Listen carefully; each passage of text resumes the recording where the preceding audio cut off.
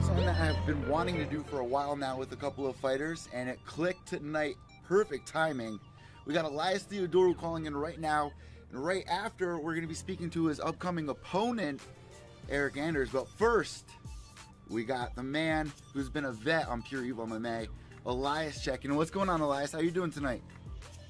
I'm fantastic, man. Thanks for having me on. Before we even talk about the fight, I mean, it's been a minute since we spoke, and Yes, sir. you've been on Invicta doing the ring boy thing. How's that working out? Do you feel like that's something that's going to stick for a while? Like after you, say for instance, in like 5 years from now, there's going to be a couple of ring boys they hire?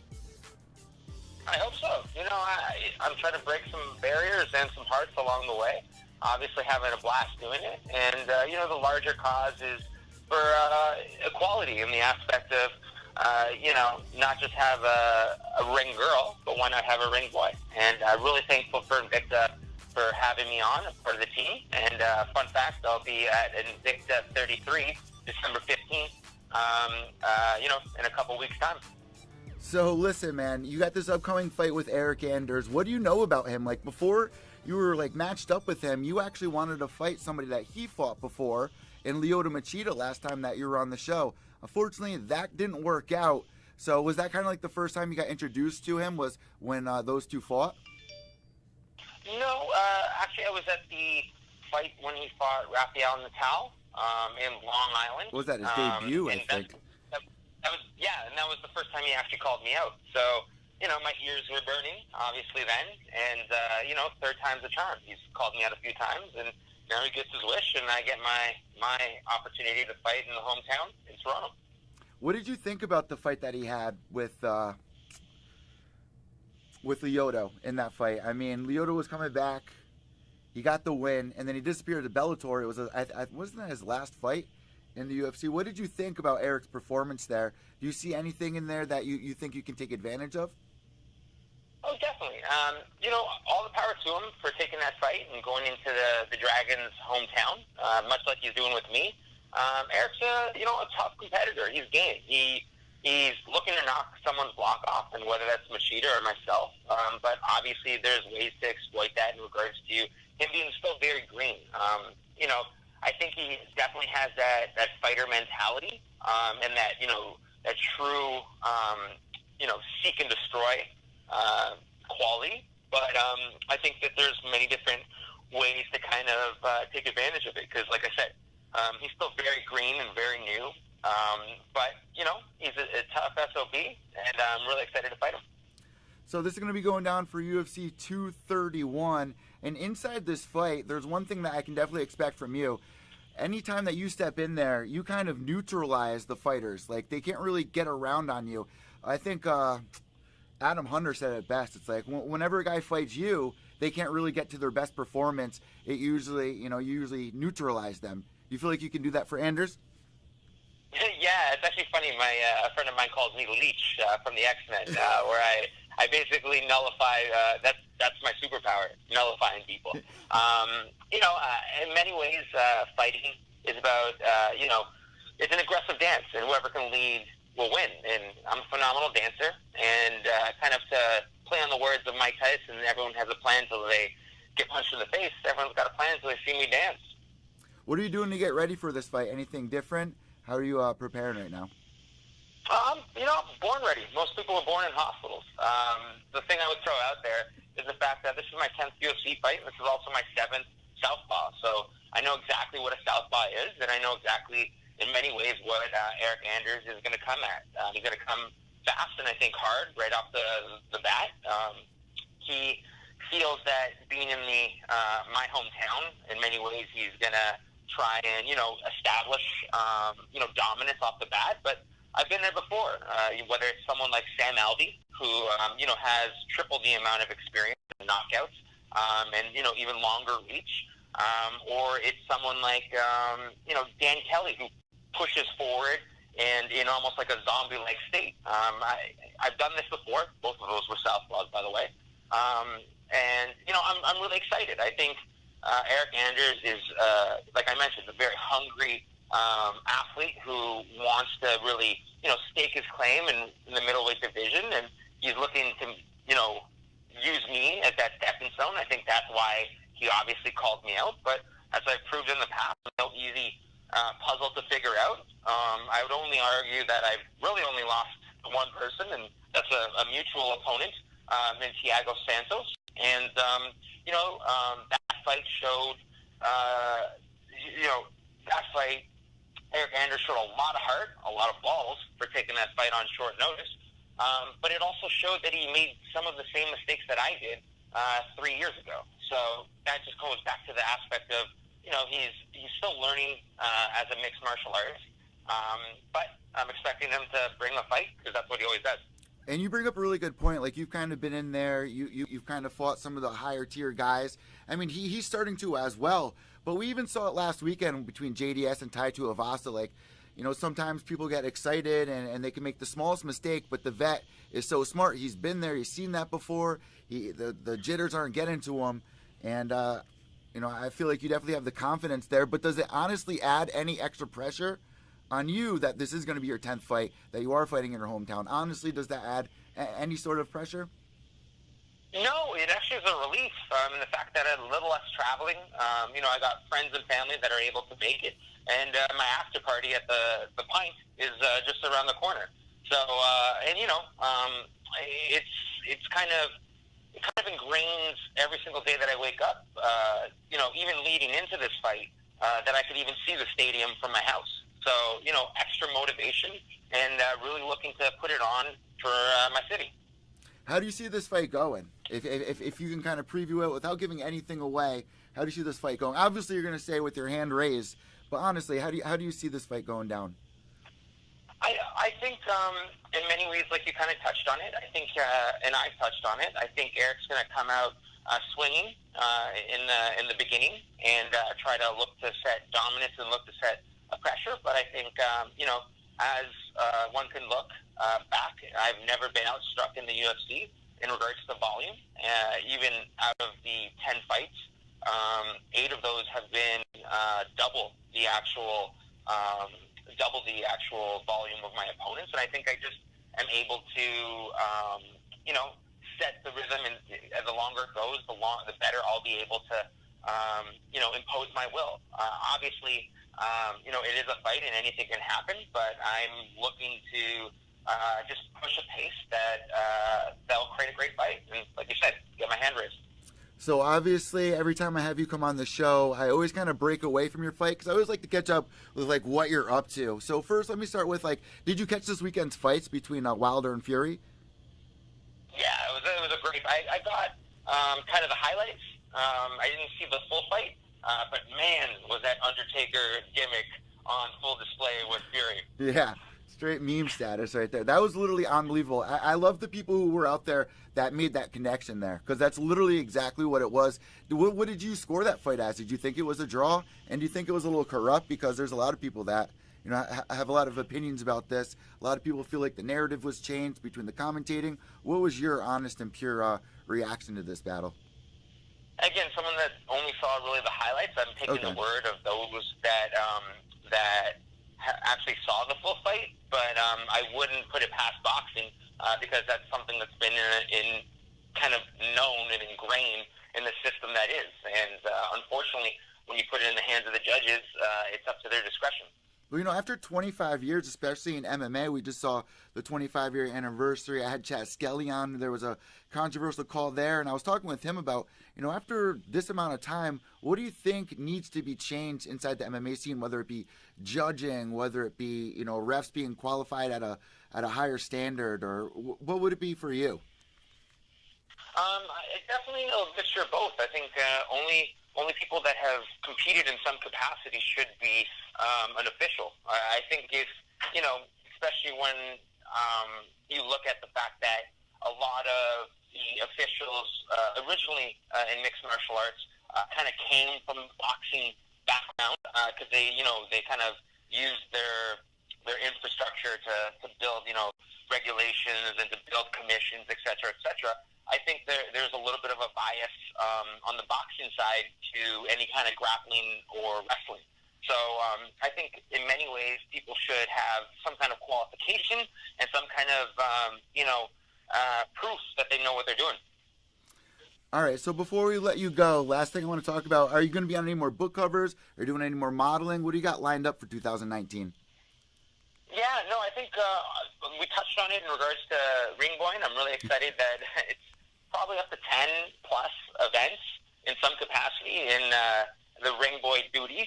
Really excited to that, to, keep on, breaking barriers and breaking hearts. I also own the trademark for Ringboy, so I'm actually going to be creating a calendar. And the plan is to talk to other UFC fighters and get them to be a part of, a part of the calendar. And who wouldn't love to see Derek Lewis for Mr. July? And again, breaking the mold of, all that, big is beautiful in MMA. But I think one of the most important things that I'm kind of working on at the moment would be, not only my fight inside the cage, but my fight out. And that includes fighting against the stigma of medical cannabis. As a medical cannabis patient, I'm in the process of getting a therapeutic use exemption in TUE in cannabis for competition. It's been an uphill battle with USADA in the sense that they have, in many ways, an outdated mind, and it's throughout this process that I've really noticed that they probably don't want to do it in general because of the precedents that it'll make. But, any fight worth doing is going to be difficult, and it's going to take a long time to get it all together, and I'm pushing forward. And one of the interesting things with USADA is they never say no, they just deny you, and they ask for more information. And since this 18-month process that I've been in, they're finding less and less opportunity and less things to say no to. So, my next fight may be against Eric Anders, but my biggest fight is not against one man, but against the stigma of medical cannabis. And I feel like things are so backwards. I remember back in the day, like Matthew Riddle or Riddle, he got kicked out of the UFC. Even Nick Diaz getting in trouble for a couple of years, just like really harsh punishments. Like we see less punishments for PEDs and stuff like that, and it doesn't make any sense. Like after fights, people they go out. Even we saw Conor McGregor drunk at the press conference. That's doing a lot more damage than marijuana, at least in my honest opinion. It's something that definitely needs to change. Yeah, no, definitely. And even kind of going back to the USADA aspect, it's kind of like a little bit of hypocrisy in the sense that one of the things that they told me is I need to do essentially more prescription drugs because they're first-line medicines, right? So they're all. This is also at the time when USADA is having a campaign where they're trying to fight opioid addiction, but yet they're telling me to do more opioids. So it's a little, it doesn't make a lot of sense. Part of this is the fact that in the U.S. It is still a Schedule I drug, which means it has no medical property. But in Canada, it's fully legalized, and we've actually had medical cannabis for over a decade now. Even to the point where I would say that don't just take my word for it, that cannabis should be removed from the prohibited list. There you go. Too much water and cutting weight at this point. My brain's a little bloop. But it's currently on the prohibited list, which means it's at the same level of steroids and HGH in regards to what you can find. And not saying that he is, but someone like Eric Anders or any opponent for that matter could opt out for something like Vicodin, and if it was in their system, it wouldn't be an issue. But if it was the cannabis is in my system, I'll get suspended for like months, if not years. So it's kind of head scratching, but that's part of the stigma, and that's part of the reason why I'm trying to use my platform to break down these barriers. Anyone out there that knows anything about opiates and what it can do to your body and how addictive it is, that should piss anybody off that is the way things are. So things definitely need to change. I live in Connecticut. We have places around here that sell it medically. And I know in Canada, they just actually, legalized it? Or what did they do up there? Nationwide, it's really legal, but even more so, and this is where it comes into, again, fundamental Canadian rights. It's attached to healthcare, and healthcare is considered a fundamental Canadian right. And USADA, unfortunately, doesn't. Again, this is not my word for it. It's my medical practitioner and my medical practitioner Solos Health Network, and also my actual family physician that has diagnosed me in regards to using cannabis for pain management, and more specifically my bilateral neuropathic pain. And again, it's one of those things that USADA is kind of fighting me on this because they know that the precedent confident that they'll make not just for myself, but all for all Canadian athletes. Elias, I want to thank you so much. That's what I'm really interested in. I really, really hope that you're one of the leading guys to make a change for that, because it slowly but surely people are starting to understand the old ways are dying off, and I'm sure it'll be no time before we can make something happen here. So I appreciate you going out there, putting your name on the line in front of it and fighting for this. That means a lot to a lot of people out there. Thanks, Vin, and I appreciate your time as always, and yeah, talk again soon. Hopefully sooner than rather than later. Last but not least, if you have any shout-outs, anything at all, the floor is now all yours, Elias. No, obviously, you know, I hope everyone tunes into my fight and also the pay-per-view as well. I'm really excited to put on a show for my hometown and everyone watching. Elias will be tuning in. Thank you so much, and we'll talk to you soon. Talk soon, bud. We got a really special guest joining us here today, Eryk Anders, who has an upcoming fight against Elias Theodorou, who we just spoke to moments ago, so this is really cool. But first off, Eryk, what's going on, boss? How you feeling? Man, feeling awesome, man. Because you're going through the weight cut right now. What does it feel like for people out there that aren't aware? Because this is like one of the most dangerous times for a fighter. What's that? This is one of the most hardest times for a lot of fighters out there. So how are you feeling right now? Man, I'm doing all right, man. Yeah, you know, this is the part that sucks for everybody. Everybody got to go through it. Everybody does it, so it's just part of the game. What would you say it feels like for people out there that don't really get it? Because I would say it's like kind of like the flu, right? Man, just imagine, I don't know, it's kind of hard to explain if you've never done it. Just imagine being calorie depleted, but yet you still have to work out and train and work and do all this stuff.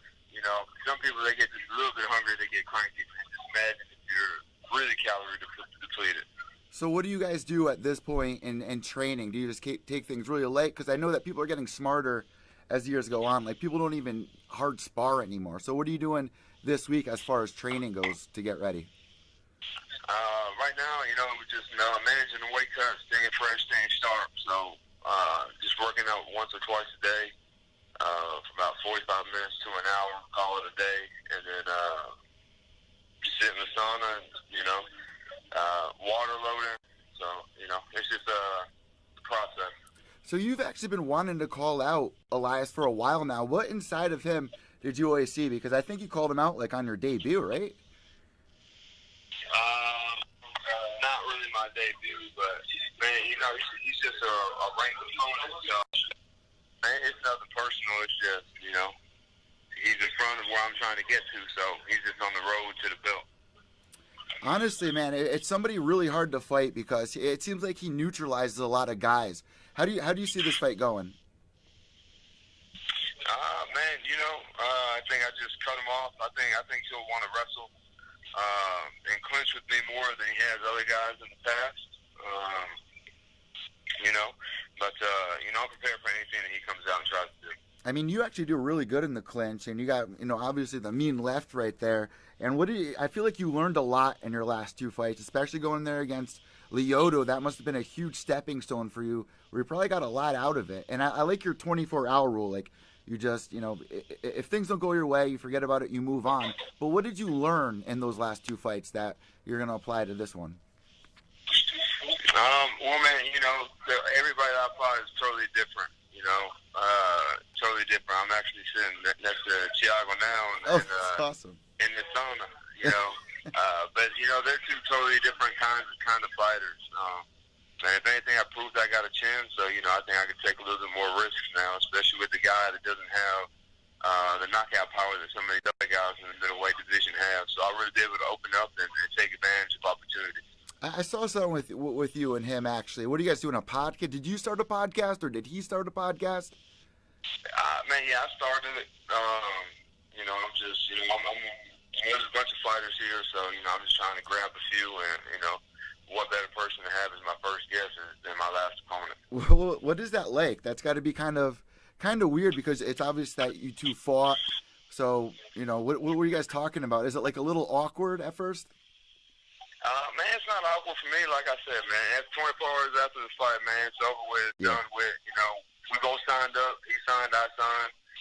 It just so happens he came out on top. So it wasn't awkward. I think he's real cool. So it is what it is. Is he wearing his sunglasses right now? Like at the He weigh-ins? he doesn't have his shades on right now. So listen, man, before we talk any more about your fight, what was the bet that you had with DC? What's that all about? We bet, he's a huge LSU fan, so we bet the Alabama LSU game. Whoever lost, the other had to wear the other team's jersey. And, Oh. maybe I should put some money up because that was a surefire bet for me. How happy are you that you won that? That would be all. I kind of see why DC doesn't want to do it. He's gonna get killed for it. Oh, he already lost. He's some weeks behind. They played November 3rd. Oh my God, he's got to do it live on Yeah. Fox too, man. That's what he's got to do.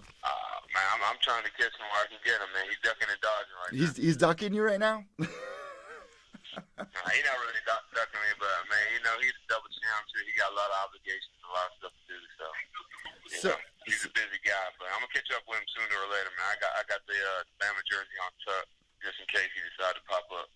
So since you played football, I got to kind of ask you a question about that. I mean, what do you think the biggest difference is between training for MMA or football? Like, who do you think literally has the best athletes in sports? Is it the guys in football or is it the MMA athletes? But between the two, who are better athletes? Yeah, who do you think who do you think it takes more? I don't know how to really word it, but which one do you think? I think the transition from football to MMA would be a little bit easier than, depending on the position, of course, than football to MMA. Because MMA fighters are super lean. The cardio is different. That's really the main difference is the energy systems in which you use to play either sport. So literally, there's a lot of guys coming over from the NFL. Even like Brendan Schaub, Matt Mitrione, all these guys been coming over for years, and they actually do pretty well. And then I'm sure you're getting asked this all the time about Dan Hardy. Have you got to speak with him at all? What are your thoughts on Dan? No, I haven't gotten to speak with Dan Hardy. Is he a former football player or what? Yeah, It seems like he played too much football. he. Like soccer football or American football? I think he was on the Giants, right? Oh, you talking about Greg Hardy? Greg Hardy. Yeah, Greg Hardy. Man, that dude's mean, man. Yeah, that guy's he's gonna be ferocious. He's definitely gonna be a force to reckon with in the heavyweight division. There's just not a lot of heavyweights that can move like him. And I think that's the difference. The football players, they spend their entire life literally until football, kind of spits them out, chews them up and spits them out, to develop, fast muscle fibers, fast twitch muscles, speed, power, explosion, short area quickness, all the attributes needed for MMA. And I think that's why you see a lot of guys making that transition to MMA from football. Only 1% make it to play Division I college, and only 1% of that 1% make it to the NFL. And of that 1%, the average career is only 2 to 3 years. So you're talking about guys that have finished playing ball by the time they're 25, 26 years old. They're looking for something else to do and transition into a desk job, just not a viable option for some of them, like myself.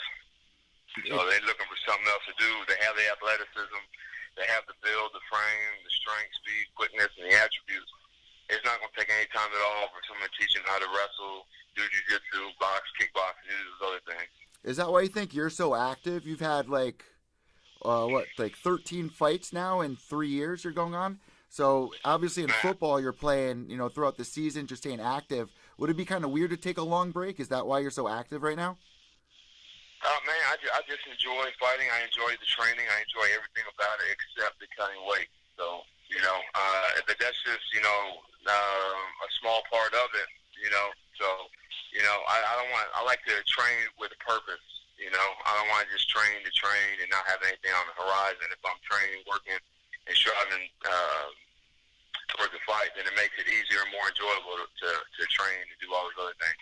Yeah, I like what they're doing over there with Dana White's Season Like Contenders. You got Hardy on there that came through.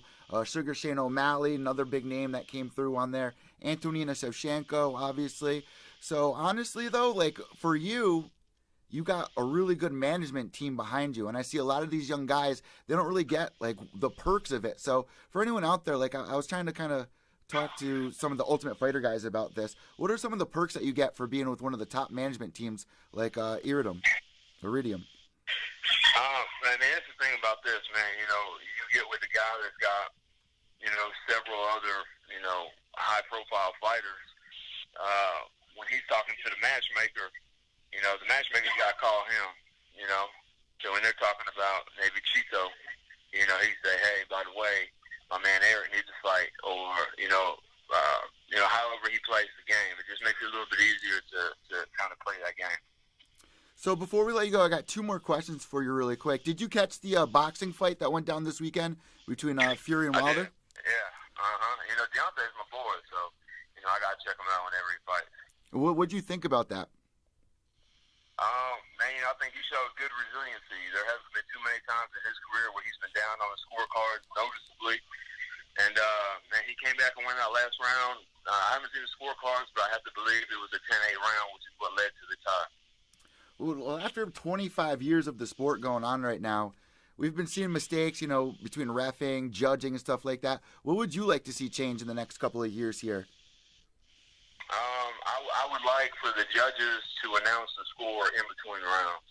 I think that'll change the way fighters fight.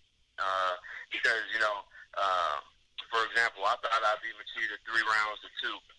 I had no idea that, you know, one judge saw 4 rounds to 1, you know. So, you know, it makes it a little bit different.